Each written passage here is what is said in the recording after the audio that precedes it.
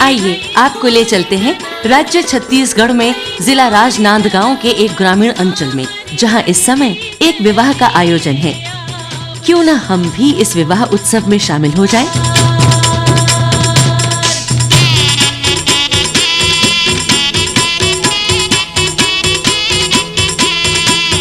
घर परिवार में अगर विवाह का मंगल कार्य संपन्न हो रहा हो तो खुशी स्वाभाविक ही है। लड़का बड़ा हो चुका है, घर में आने वाली बहू भी विवाह योग्य है, समझदार है। ऐसे में नव दंपति का जीवन यकीनन सुखमय होगा। हाँ, विगत कुछ समय पूर्व तक जिला राजनांदगांव के ग्रामीण अंचल बाल विवाह की कुप्रथा से ग्रसित थे। कितनी अजीब बात है, जहां लड़कियों को देवी के समान पूजा जाता हो, जहां के वासी मां बमलेश्वरी के प्रति पूरी तरह से समर्पित हो, वहीं छोटी-छोटी लड़कियों को उनके भविष्य की चिंता किए बिना दुल्हन बना दिया जाता था। समस्या सचमुच गंभीर थी। राजनांदगांव जिला, जहां से माननीय मुख्यमंत्री जी विधायक भी हैं, 2 वर्ष पूर्व जब उन्होंने पदभार ग्रहण किया था, तब से ही एक उनकी सोच थी कि समाज में जो फैली हुई बुराइयां हैं, कुरीति हैं बाल विवाह की, उस बुराई के खिलाफ, उस सामाजिक कुरीति के खिलाफ एक जिहाद छेड़ा जाए। बाल विवाह के खिलाफ अभियान छेड़ने से अगर सबसे अधिक असर किसी पर पड़ने वाला था तो ग्रामीण समाज की महिलाओं पर। जो उन्होंने अपने जीवन में देखा, सहा या फिर भोगा, वो उनकी बच्चियां क्यों भोगें? अगर उन्हें बचपन में खेलने कूदने पढ़ने के पर्याप्त अवसर मिलेंगे तो उनका विकास सही से होगा। हाँ, ये सोच उनके दिलो दिमाग में उभरने लगी। मगर सदियों से चली आ रही इस प्रथा से मुक्ति पाना इतना आसान भी नहीं था। कारण अशिक्षा का था। बहुत से अभिभावकों को अपने बच्चों की जन्म तिथि तक का पता नहीं था। लोगों को ये नहीं पता होता था, उनके पास न कोई जन्म प्रमाण पत्र होते थे, न उस समय गांव में अशिक्षा के चलते ऐसा कोई परंपरा भी होती थी कि कोई बच्चे का अपना जन्म तिथि नोट करके रखे। इसके लिए हमने एक उपाय किया और गांव-गांव में जो कटवार पंजी होता है, पुलिस थानों में जन्म का रिकॉर्ड होता है, उनके माध्यम से सारे ऐसे जो किशोर बालक थे और किशोरी बालिकाएं थी, इन सब का हमने जो बाल विवाह के हिसाब से वल्नरेबल जो क्लास था, ग्रुप था, उनका हमने सभी का रिकॉर्ड तैयार करवाया कोटवार रेवेन्यू ऑफिसर्स के माध्यम से। और ऐसे किशोर और किशोरी बालिकाओं का हमने जन्म तिथि अंकित करके एक प्रमाण पत्र बनाया और उस प्रमाण पत्र में वहाँ का जो महिला बाल विकास विभाग का परियोजना अधिकारी होता था, ब्लॉक स्तर का अधिकारी, उनका हस्ताक्षर होता था और उस अनुविभाग का तहसील का जो सब डिविजनल मजिस्ट्रेट होता था, उसका हस्ताक्षर होता था। और उस प्रमाण पत्र में हम यह स्पष्ट दर्शाते थे कि अमुक अमुक पिता या माता का नाम अमुक अमुक, उनकी उम्र, उनकी जन्म तिथि अमुक अमुक है और दिनांक अमुक अमुक को वो 18 वर्ष की है, 21 वर्ष के पूर्ण हो जाएंगे और उसके पश्चात ही इनकी जो उनका यदि विवाह किया जाएगा वो विधि मान्य होगा, वैधानिक होगा। एक तरफ तो प्रशासन की कोशिशें थीं और दूसरी तरफ ग्रामवासियों का, विशेष रूप से महिला समाज का सहयोग। ऐसे में बात धीरे धीरे बनती नजर आई। गांव-गांव में जागृति अभियान चलाए गए, छोटे छोटे सम्मेलनों की शुरुआत हुई। गांव के स्त्री पुरुष समस्या पर विचार विमर्श करते हुए अपने गांव की स्थिति की समीक्षा करते। यही सब कुछ देखते समझते हुए प्रशासन ने अपनी कोशिशें जारी रखी। हमने यहाँ पर पंचायत स्तर पर जो पंचायत प्रतिनिधि हैं, त्रिस्तरीय पंचायत में ग्राम पंचायत, जनपद पंचायत, जिला पंचायत और इससे ऊपर उठकर माननीय विधायकगण, हमारे सांसद, इन सभी के साथ हमने चर्चा की। ग्राम ग्राम में हमने बैठक ली, पंचायत प्रतिनिधियों को हमने विश्वास पे लिया और सभी सरपंचों, पंचायत प्रतिनिधियों के साथ में जो हमारा फील्ड स्तर का अमला था, प्रशासनिक अमला था, चाहे वह ग्राम पंचायत का सचिव हो, चाहे राजस्व विभाग का अमला, पटवारी और राजस्व निरीक्षक हो, चाहे कृषि विभाग का अमला हो, चाहे महिला बाल विकास विभाग का आंगनवाड़ी कार्यकर्ता हो, सेक्टर सुपरवाइजर हो, चाहे CDPOs हो, सभी को हमने एक साथ एक्टिवेट किया।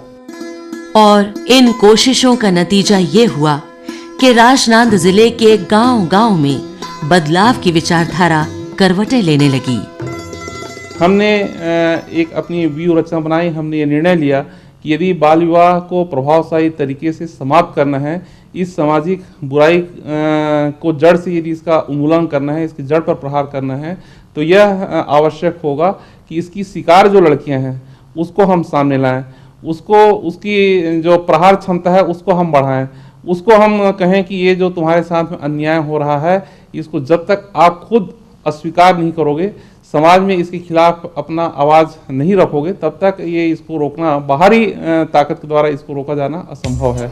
बदलाव की लहर के चलते ग्रामीण अंचलों की लड़कियों ने प्रशासन को सार्थक जवाब दिया और स्वयं इस मुहिम का हिस्सा बन गईं। गांव-गांव में जगह जगह बाल विवाह विरोधी नारे लिखे गए। हर वो कोशिश की गई जिसके कारण सभी वर्गों में, विशेष रूप से पिछड़े हुए वर्ग में जागृति आ सके।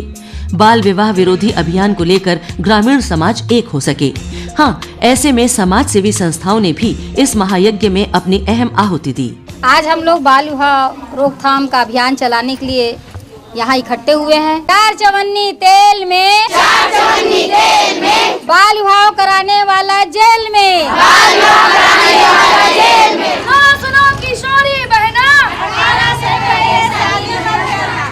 सुनो किशोरी। कहते हैं ना, 1 और 1 11 होते हैं, और जहाँ ग्रामीण अंचलों की तमाम महिलाएं एक हो जाएं, वहाँ बात ही क्या है। और हाँ, इस मुहिम में युवा लड़कियां भी तो अपनी आवाज मुखर किए हुए हैं। हमारे यहाँ मेरी और मेरी दीदी की शादी की तैयारी चल रही थी। उस वक्त मेरी दीदी 17 साल की थी और मैं 15 साल की थी। हमारी दीदी ने और मैंने, हम दोनों ने मिलकर हमारे माँ बाप से विरोध किया कि हम अभी शादी नहीं करेंगे क्योंकि हमारी उम्र नहीं हुई है। तो इस पे हमारे माँ बाप नाराज भी हुए और बोले कि हम तुम्हारी जबरदस्ती शादी करेंगे, तुम हमारे बने बनाए प्लान के चौपट कर रहे हो सके। तो हमने भी हमारे माँ बाप को धमकी दी कि अगर आप हमारी जबरदस्ती शादी करवाएंगे तो हम कानून का सहारा लेंगे। और जब ऐसे बोले तो हमारे माँ बाप मान गए और हमारी शादी रुक। यहाँ पर खैरागढ़ और छुई खदान 2 ऐसे क्षेत्र हैं जहाँ पे इसके संबंध में लगातार शिकायतें प्राप्त होती थी और कलेक्टर साहब ने बिल्कुल स्ट्रेटेजिक वे में यहाँ पे काम किया। एक कंट्रोल रूम की स्थापना की, महिलाओं को संगठित जो पहले से थी उनका भरपूर उपयोग किया गया, किशोरी बालिका का संगठन बनाया गया, किशोरी बालिकाओं का सम्मेलन हुआ, किशोरी बालिकाओं से शपथ पत्र भरवाया गया, उनको आयु प्रमाण पत्र दिया गया। मैं वचन देती हूँ कि मेरा विवाह 18 वर्ष पूर्ण करने के बाद ही करूँगी एवं शपथ लेती हूँ कि अपने अपने गांव में भी किशोरी बालिकाओं का विवाह 18 वर्ष पूर्ण होने के बाद ही संपन्न करने के लिए उनके माता पिता को समझाऊंगी एवं मेरी गांव में मेरी सहेली की शादी हो रही थी। फिर मैं उसको समझाई कि अभी आपकी उम्र नहीं हुई, आपकी शादी मत कराओ। फिर वो नाराज हो गया, अपने माँ बाप को बताया कि ये लड़की मेरी शादी रोकना चाहते। फिर भी मैं उसको समझाई, फिर भी नहीं माने। तो मैं आंगनबाड़ी कार्यकर्ता से सलाह ली कि इसके यहाँ कम उम्र में शादी हो रही, तो वो भी समझाए, उसके बाद भी नहीं माने। तो फिर हम लोग पुलिस के सहारे लिए और उसके शादी रुकवा दी। मेरे बड़े भैया, मेरे बड़े वाले बहन की शादी 16 साल में हुई थी, तो उनके परिवार की तकलीफों को देखकर मैं भी मतलब सामने आई। मैं भी अपने मम्मी पापा को बोले कि मैं जब तक के 18 साल पूरा नहीं करूंगी तब तक मैं भी अपनी शादी नहीं करूंगी। अब जब से माननीय कलेक्टर महोदय जी ये अभियान निकाले हैं, तब से गांव में बहुत कम यहाँ तो हमारे छत्तीसगढ़ में बाल विवाह देखने को ही नहीं मिलता है। जब मुहिम की कमान स्वयं महिलाओं के हाथ में आ गई हो और उस पर प्रशासन भी हर कदम पर उन्हें प्रोत्साहित कर रहा हो, तब ऐसे में परिवर्तन का एहसास भला क्यों नहीं होगा। महिला समूह के माध्यम से हमने प्रयास किया कि गांव-गांव में महिलाओं को सक्रिय किया जाए, गांव-गांव में महिलाओं की आवाज बुलंद की जाए इस कुरीति के खिलाफ। उन्हें हमने ये प्रेरित किया कि वे अपने गांव में ऐसी रैली का आयोजन करें, ऐसे लोगों को चर्चा करके समझाई देने की कोशिश करें कि बाल विवाह नहीं करना है। इस प्रकार से महिलाओं के समूह का भी हमें काफी लाभ मिला। मुख्यमंत्री बनने के पश्चात डॉक्टर रमन सिंह ने बाल विवाह मुक्त समाज का जो स्वप्न देखा था, कलेक्टर गणेश शंकर मिश्रा ने उसे साकार करने के लिए अपने आप को पूर्ण रूप से समर्पित कर दिया। GS मिश्रा कलेक्टर साहब के निर्देशानुसार हमने ग्रामीण क्षेत्र में निगरानी समिति का गठन किया, जो हमारी बाल विवाह जहाँ भी होती थी ये समिति रोकने में बहुत मदद करती है, और जहाँ बाल विवाह होता है वहाँ हम उसे रोकते हैं। अभी 2 बार हमारे यहाँ बाल विवाह हुआ, उसे रोका गया।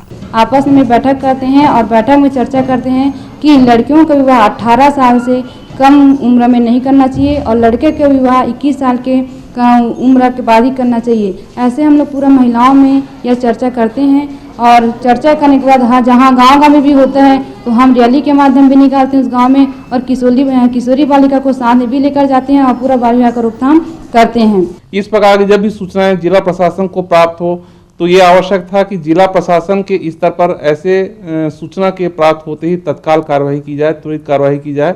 इसके लिए 24 घंटे हमने वहाँ पर एक नियंत्रण कक्ष भी स्थापित किया और ये प्रचार प्रसार भी किया और ये सुविधा मुहैया कराई लोगों की कि यदि कोई आप अपना नाम भी नहीं बताना चाहते तो मात्र दूरभाष पर ये सूचना आप दे सकते हैं कि किस गांव में और किस स्थान पर किस परिवार के द्वारा इस प्रकार बाल विवाह संपन्न कराया जा रहा है या कराए जाने की संभावना है।